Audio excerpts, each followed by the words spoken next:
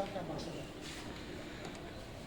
पहले तो मैं आप लोगों का यहाँ पधारने पर स्वागत करता हूँ, आभार व्यक्त करता हूँ। साथियों, मैं सबसे पहले अपनी इंट्रोडक्शन देना चाहूँगा। मेरा हेम डागर नाम है और मैं कांग्रेस पार्टी में किसान सेल में प्रदेश महासचिव हूँ और इससे पहले मैंने सारे पदों पर काम किया है। मुझे लगभग 30 साल कांग्रेस पार्टी में कार्य करते हुए, कांग्रेस की सेवा करते हुए, कांग्रेस की नीतियों को घर घर पहुंचाते हुए लगभग 30 साल का समय हो चुका।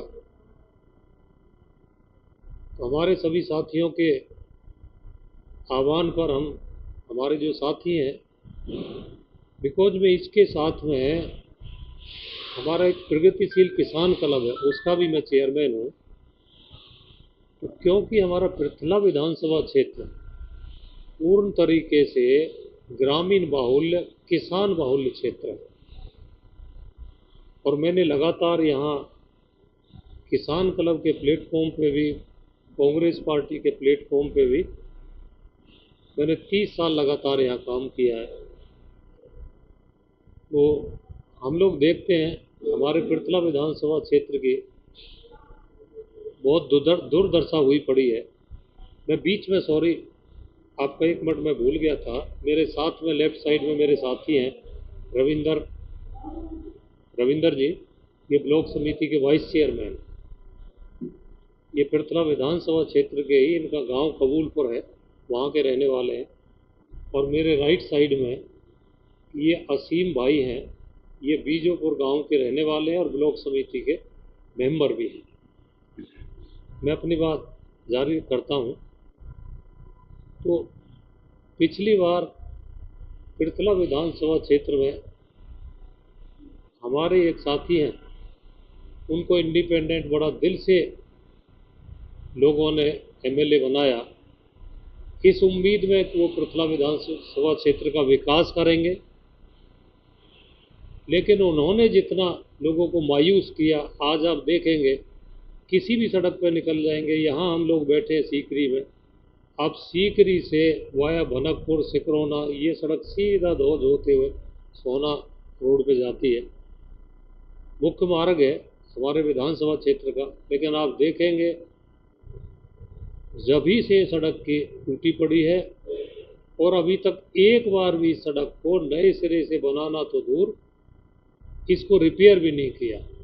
इसी तरीके से आप किसी भी सड़क पर निकल जाएंगे, पृथला विधानसभा क्षेत्र की सड़कों की बड़ी बुरी स्थिति है। यहाँ हम बिजली पाने की बात करेंगे, बिजली का कोई शेड्यूल नहीं है। बिजली कब जा रही है, कब आ रही है, कितना देर आएगी, कोई लोगों को ये तय नहीं होता। हमारे जो किसान भाई हैं, खेतों में काम करते हैं, वो इस उम्मीद में बिजली आएगी, वो अपना कोई भी काम नहीं कर पाते। केवल इस उम्मीद में उनका पूरा टाइम निकल जाता है, बिजली आएगी और फिर आने के बाद कब चली जाएगी कोई उसका पता नहीं होता।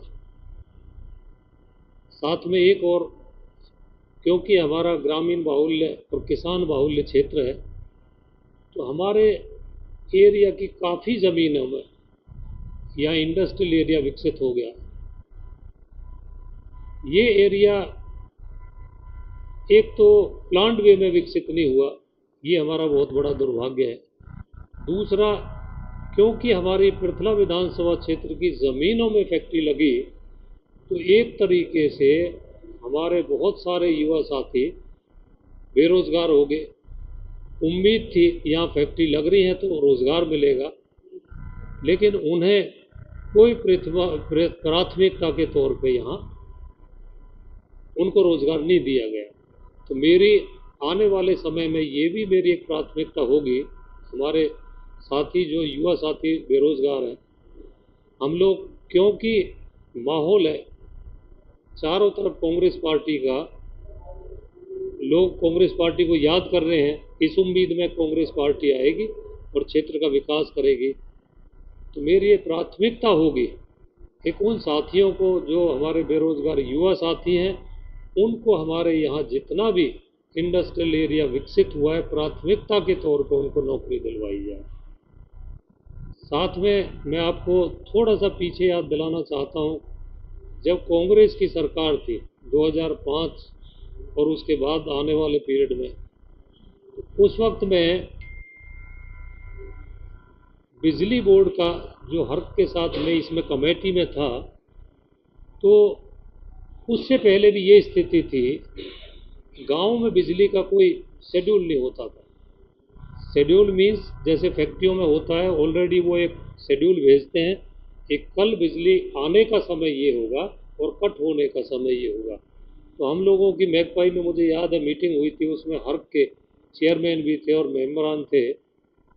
तो मैंने ये मांग रखी थी कि गांवों में बिजली का एक समय सीमा होनी चाहिए, ताकि लोगों को ये पता हो एक इतने टाइम बिजली आएगी तो हम काम कर सकें और उसके अलावा हम बाकी के अपने कामों को निपटा सकें। तो हमारी चर्चा हुई थी, तो मैंने सुझाव दिया था जिस तरीके से समय सीमा होती है औद्योगिक क्षेत्र में, वैसे ही हमारे गांव में भी होनी चाहिए। तो उस वक्त हमने फीडर अलग बनवाए थे। हमारा वहाँ काफ़ी डिस्कस हुआ, उन्होंने कहा कि कैसे हो सकता है, हमने कि वो अपना फीडर अलग हो और उस पर उसी वक्त में बिजली दी जाए, जो समय के हिसाब से, समय सीमा के हिसाब से। हम ये नहीं कहते वो 24 घंटे दी जाए, शायद संभव नहीं हो सके, लेकिन आप 10 घंटे दे रहे हैं तो 10 घंटे का वो एक समय निश्चित होना चाहिए। तो कांग्रेस की सरकार में ये काम किया गया था, मुझे याद है। लेकिन आगे जब सरकारें चेंज हुई, बीजेपी की सरकार बनी, तो वो सारा सिस्टम ध्वस्त कर दिया गया। तो मेरी दोबारा से प्राथमिकता होगी कि हमारे गांवों में खासकर खेती के लिए वही